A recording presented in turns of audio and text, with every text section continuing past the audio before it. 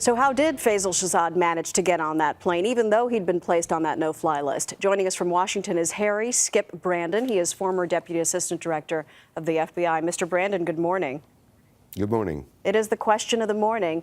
What good is it to put a suspect on a no-fly list Monday morning when later that same day he's going to successfully buy a one-way ticket, clear security, and get on a plane bound for Dubai? Well, this is the question of the day. How could this happen? This is not necessarily rocket science, and we've had a long time to work out all the glitches. It shouldn't have happened. But in the end, we also have to remember that, in fact, it did work. Very close call on it, but it did work. It did work, but he still managed to get on the plane. What if, for example, he'd had explosives with him then on the plane? Sure. No, it's not what should happen. There's no question about that. I don't mean to imply that at all. This has to be reviewed and fine-tuned. Unfortunately, we've been through this for a number of years and had a number of incidents. It has to be fixed right now. We have Washington touting this as a success. We have Eric Holder saying, we knew he was on the plane. We never had any intention of letting it take off. We never lost him for 1 second. Should Americans be satisfied with that response from the federal government? Well, this is still, the whole story is still unraveling, and there are a lot of things going around. I know what the Attorney General said. Everything will come out later on when it's appropriate. To me, one of the most troubling aspects about this, and it was a success, it was absolutely a success, a lot of things worked well. One of the most troubling aspects is the one that always plagues law enforcement and intelligence was continuing string of leaks, quite frankly, to the media throughout this, and that should not occur. That apparently scared him, and we almost lost him. The fact is, he was not even on the radar before this incident. Is there any way, given that disturbing fact, that we can prevent this from happening again in the future? Well, I wish I had a magic answer to that. The answer is we have to continue to fine-tune the systems, fine-tune the use of intelligence.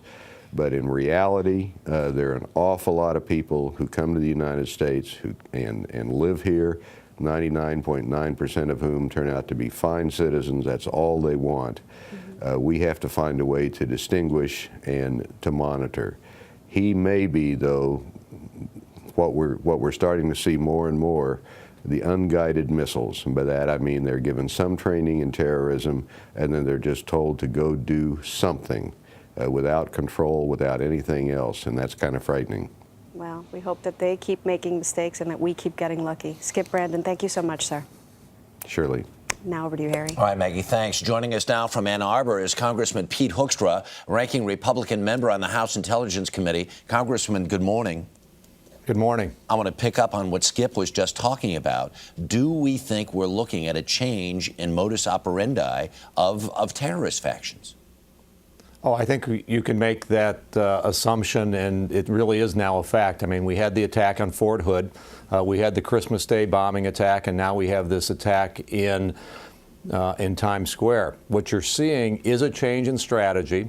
You're seeing now both perhaps the Taliban in Pakistan and al-Qaeda on the Arabian Peninsula and in Yemen focused on attacking the homeland. That is a more serious problem. And they're looking, it looks to me, as more as individual targets, what would have been called one-offs, except if this is the idea that we're just going to keep throwing whatever we can and see. One of the, as we've said over the last couple of days, you keep knocking on the door, eventually the door is going to open. Oh, that's exactly right. And, you know, I think that is a very key point, Harry.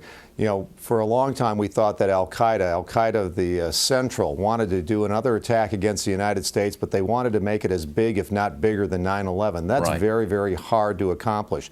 Now you're seeing splinter groups still affiliated with Al-Qaeda, but they have independent leadership, independent strategies, and it appears that they are more than willing to accept smaller attacks and these one-off types of attacks. And they recognize that if they are successful, even the very fact that they've gotten so close close can spread terror or fear into America. Yeah.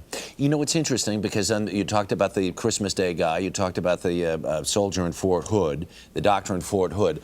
There was an absence of connecting the dots. And this particular fella, the only thing he was guilty of was not paying his bills. The guy was an American citizen. The guy did not, at least from what we know now, leave very much of a footprint. Well, I think that's one of the things that we're going to have to see. I mean, obviously this guy has traveled to Pakistan a number of times, was in the terrorist training camps. You know, did he leave some footprints in Pakistan that we should have picked up as he was interacting with the Taliban and probably other terrorist groups in Pakistan? And you know, do we have the Yeah, do we have the tools, or is our intelligence geared to find a different kind of perpetrator? Well, I think, you know, the Director of National Intelligence came in on February 2 and said, hey, within 90 days, 3 to 6 months, there'll be an attack against the United States. He missed that prediction by 1 day. The question is, over that period of time, has the intelligence community shown the sense of urgency to put in place the tools that we need to perhaps identify these kind of one-offs? I think that there are certain tools that we should have available that we're not using right now, and I think this administration is going to come under increasing pressure to explain why some of these tools are not available right now and why they're not being used. Congressman Hoekstra, I'm sure we'll be talking more about this in the days to come. We thank you for your time this morning. Do appreciate it. Thank you. All right. A lot happens early on The Early Show, weekday mornings on CBS.